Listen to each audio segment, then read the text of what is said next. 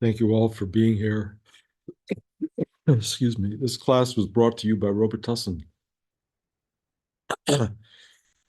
um, it was really hard, actually, to teach without coughing at every one of you. But the surrender involved of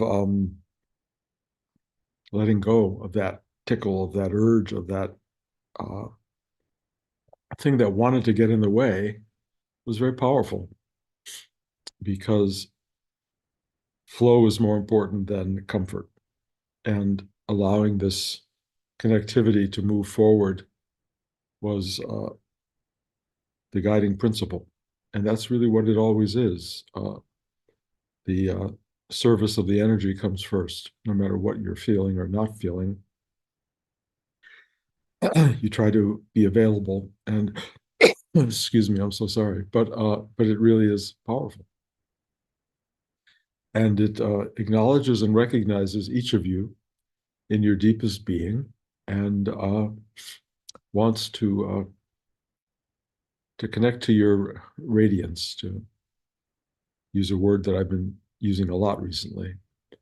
It just wants to brighten the light, shine the flame, the bulb, make it more luminous. This was a really interesting week for me. Some of you may remember, those who've heard my talk last week, I was supposed to be going to California for a bat mitzvah this week. My daughter-in-law got COVID, and then my son got COVID, and my grandson got sick. And I don't have COVID, at least according to the tests. But I definitely have a cold. So I'm glad I didn't go. But for a period of a couple of days, I rethought my decision about going to California. I'm the elder of the family, and it seemed appropriate that I would be there. And I thought about it a lot. Then I decided to hand the problem off to the guys upstairs, as Rudy would call them, because I really didn't know what the right decision was. And it was very interesting. I got an answer. And the answer was not my problem.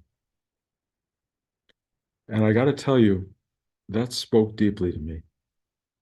There are things the universe cares about, but they're not whether or not you go to California for a bat mitzvah. And you have to begin to recognize in your own self how much you look to guidance for things that really don't matter in the end, that you interfere with the flow of grace in the universe to get your own little problem worked out, when in fact, it's not their problem. It's just yours. And all you have to do is make a decision one way or the other. Yay, nay, okay, no, whatever it may be, you can go forward. You can function in life. You can function in the world.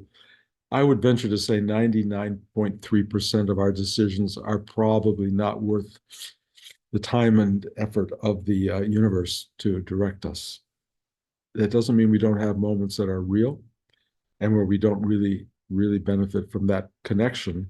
And I would even say that moment to moment in our life, if you have learned the practice of surrender, of openness, of availability, of luminescence, of radiance, and all of those different things, you will realize that you're being guided all the time. And half the time or more, if you go right or left, it's fine. It's just fine. Just do what you need to do. I will tell you, as I have told you on a repeatedly, probably boring repetition, the primary guidance is be good, be kind, be nice in whatever choice you make. And that's really all you have to do. And I've come to really grasp that you don't need much more of a teaching than that. If you can respond to every action with kindness, that really helps. So I ended up calling the people that I wouldn't be seeing in California to speak privately and just apologize and say I love them and tell them what I would have said them had I flown 3,000 miles there and 3,000 miles back. I just did it on the phone. Yesterday, the temple where the bat mitzvah occurred broadcast the entire event on Zoom or something. And so Blanche and I sat at the kitchen table and watched. And it was a 2.5 hours of fascinating availability of looking at my entire family and people I didn't know from a distance, but seeing everybody. And I knew, had I been there, what I would have said to each one of them. And it would have been things I've said over the course of 81 years, and it would not have been particularly new. It was great to see everybody, magic in a way, because the universe is so connected now with technology that we're able to look at everybody. And there's my sister-in-law going to the bathroom 3 times, and there's my brother talking to people when he shouldn't have been talking, and all, I mean, all these things going on. And I go, of course, of course. And I could have been there. I could have observed all of that firsthand. And in a way, I did, but I didn't have to fly there and back. And I know now that I have this cold that I would have only shared that with everybody more than my goodwill or anything else. So I'm not unhappy that the universe told me to figure it out, and I did, and it was stay home. And I've had a actually, I mean, a very sweet time, and I don't know how to describe it. But one of the things that's happening for me, and I've talked about it a little bit, is a kind of nostalgic joy for being. And it's nostalgic in a sense that it incorporates the entirety of my life. And I wake up in the morning filled with this fullness, with this amazement of having had a life and a good life, not without its struggles and not without its dramas, but a good life. And I wake up with this kind of like, I have every reason not to be happy. I'm sneezing, I'm coughing, all these things are going on, but I'm feeling such comfort and joy. My grandchildren slept over the other night before they went to California, which they did. And I talked to my granddaughter for 2.5 hours. We just talked and talked and talked and talked. And it was wonderful. And I suddenly realized that I was basking in her, in the light of her. And the word basking became really important to me. And it's something I wanted to share with you because other than radiance, which is something we can give off and we can enjoy from other people, the enjoyment of it is basking. You sit in the presence of people you love and you just feel this thing of wow, wow. And I've been doing that with Blanche. You know, we've been together 57-ish years, and I can only tell you I am learning to bask in the presence of my own wife after all of these years. Not that I haven't felt it before, but basking is different. Basking is being quietly present with the awe and joy of another human being who you love. And it just fills you, and you don't have to do anything. I just listen. My granddaughter can talk and talk and talk. She's got a voice that's unbelievable. She has a speed at which she addresses the world of memory, which is like nothing I've ever heard. She hears a song once and she remembers every lyric and wants to sing it to you. And she shouldn't be singing, but she remembers all the words. And I went to this camp and I watched her playing the flute and I watched her acting in a play and I watched her in a rock and roll band. And then I'm just sitting with her, realizing what an amazing person is here. And I basked in that. And I think we all have to learn how to bask in one another, if you will. We are worth basking in. And if you have begun to discover your radiance, which, trust me, is not unpresent, every one of you has radiance. And one of the great joys of being a teacher is I get to see it. And where I see it flickering or not being luminous enough, I can add to the flame, if you will, of your own light. And there's none of you who doesn't emanate that. None of you. So you can become the being who in whom other people bask, or you can learn to bask in others. Because when you start to bask, what happens is they start to feel more and more at home and comfortable and appreciated and accepted, and they start to emanate their own radiance. And so your basking allows people to do this thing of radiance. And radiance is God-given glow. It is something that just pours through us. And to the degree that you allow it to pour, many people are shadow forms, meaning obstructions to their own radiance. They block it in any way they can with their frustration and their anger and their disappointment in the world and things that should have happened and happen, and they just lock down. And when you sit with people like that, the radiance is this tiny little flicker in the very core of their being. And my job as a teacher, if they show up here, is to fan that flame and make it bigger.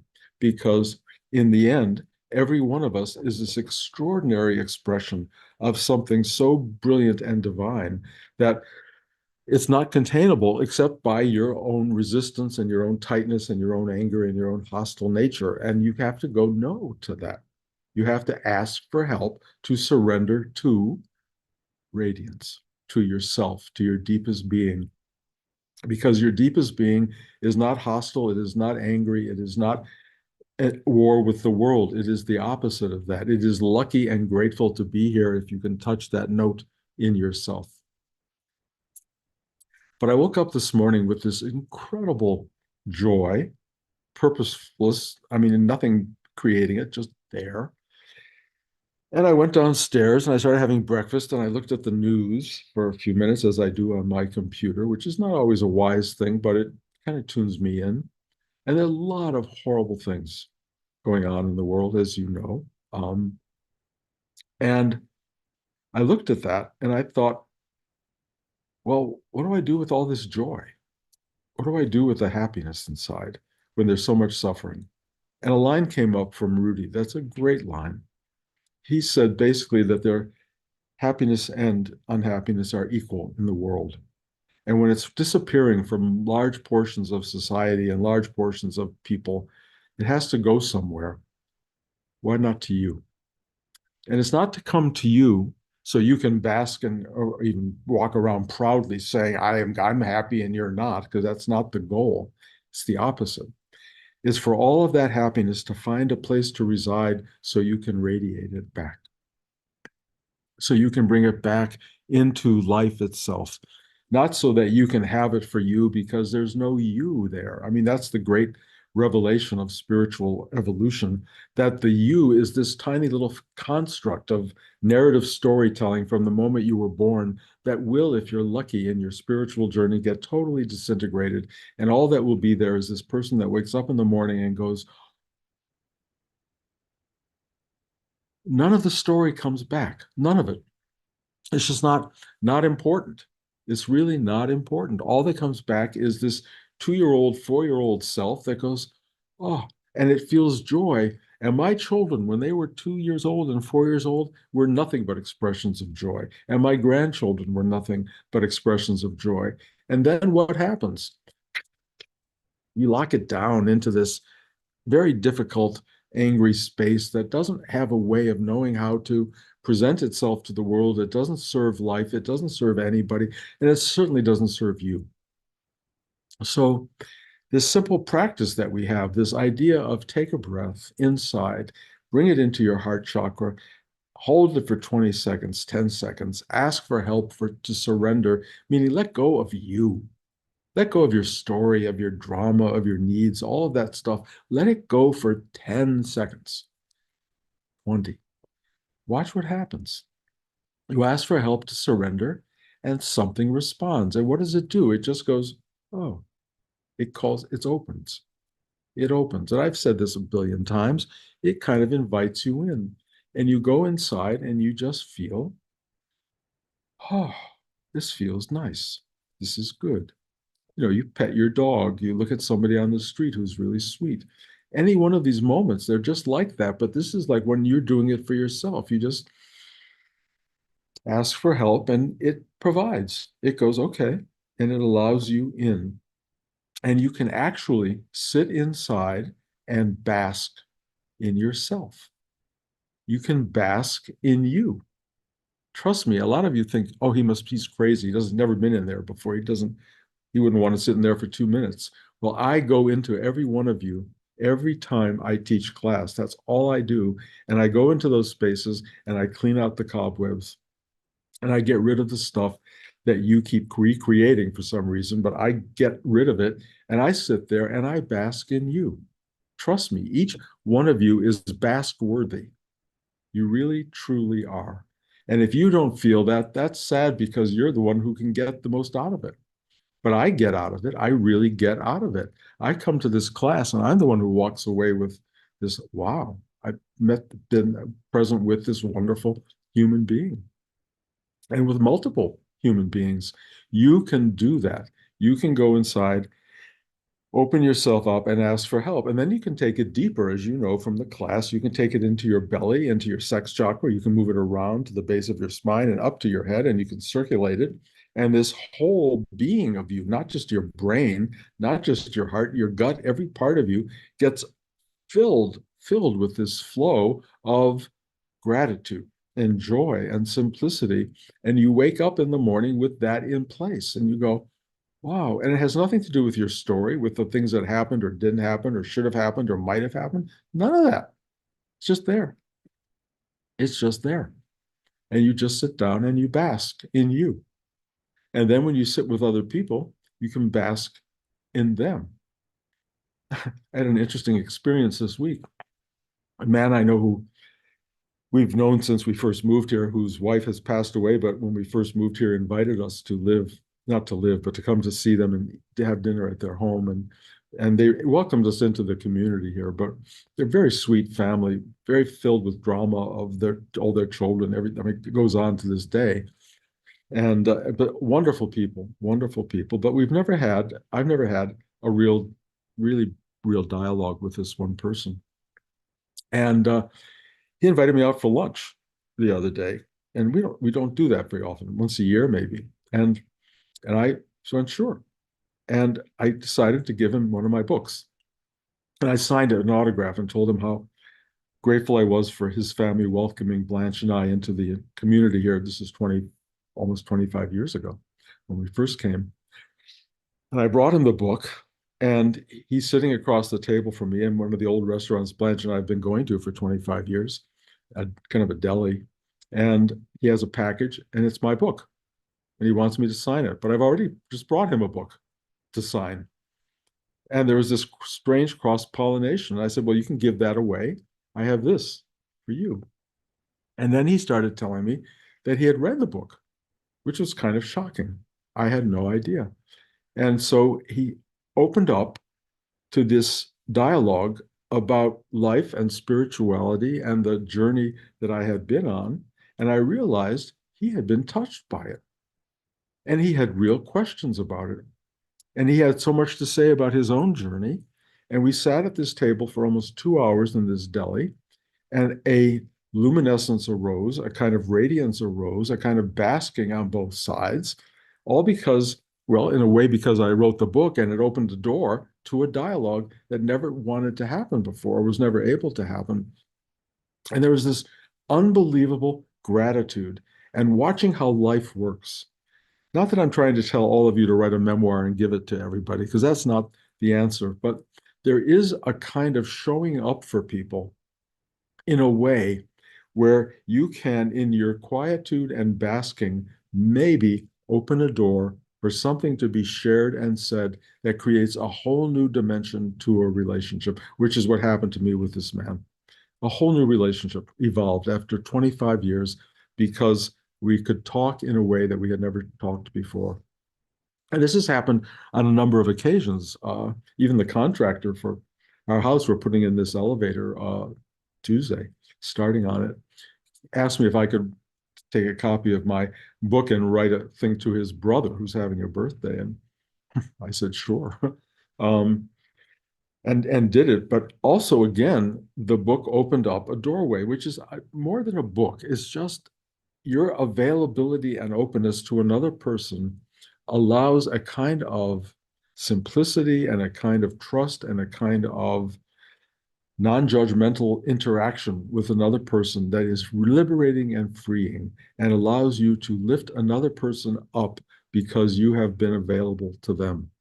So I think all of what I'm trying to say, and this, it sounds maybe like a very rambling sort of exchange here, is what we need to do is use God and the universe for what matters, not for whether or not I should go to California. Find time to go deep inside, to dialogue with this extraordinary space inside us, discover how radiant it is and how much it wants to glow through you and to other people. Show up for other people, bask in their presence, because if you start to do that, their radiance will become even greater, and the exchange that takes place will be remarkable. And all of this unhappiness in the world, which is taking place everywhere, will have to find in its own sense a place to take the happiness so that you can use it well and share it with other people and radiate it into the world. So your job now is to be happy, radiate your happiness, bask in other people's being, and show up as deeply as you can. And know that by being a good, kind person, you are being the essence of what it means to be a spiritual entity in this world. That's that's what this is about. Period. And I don't know if I can say it more than that. Those of you who are looking for how do I get out of my misery and how do I get out of this and I got this problem and that problem, just shut up. It's not go. Don't bring that to the universe. Go inside and ask for help to let go. Ask for help. Watch the door open, step inside, and go, thank you. That helps. Done. Any comments, criticisms, questions, or concerns? I can't see you all because you're on two screens, so you can speak up. Wendy. I just want to say thank you, Bruce. That was so illuminating, literally. And that word bask just, I wrote it in one of my books, and until you brought it in, I didn't understand the meaning behind it.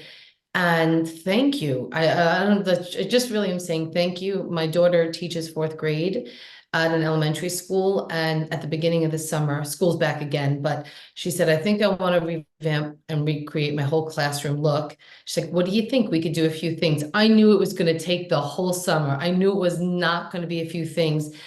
She created a room that blew me away, and I was 100% committed to putting the energy and the love and the revamping of this class. But it was this energy I could feel in the room, basking in her creativity, in supporting her. I mean, as a teacher, me too, I was her assistant. We spent the whole summer doing that, her time off. And man, it paid dividends in that energy, in that love. So thank you for putting a word to it for me. And I just thank you. I appreciate you so much. Thank you. Thank you for sharing that. Yeah, basking is very it's not a one-dimensional thing. It comes in many, many forms. Tony, I see fingers coming up. Does that mean you want to say something? I can't hear you. So Hi, No, okay. hi. sorry. I Tony, just want give to to add Tony. to the thing, and note that you've talked eloquently about radiance, and now you're talking about basking in radiance, and I just think it's a one-two amazingly beautiful punch. So thank you. You're very welcome. Thank you. Yeah. Thank you. Anybody else? Okay. Well, thank you all for coming. Sorry I'm not in California, but even if I'd been there, I don't think I would have made time to see anybody. It's enough to try to see my family. And thank God for Zoom, because I saw my family and I see all of you on Zoom, and it's a real joy. So thank you for showing up, everyone. And we'll keep this going and long as we can. Thank you. Love you all.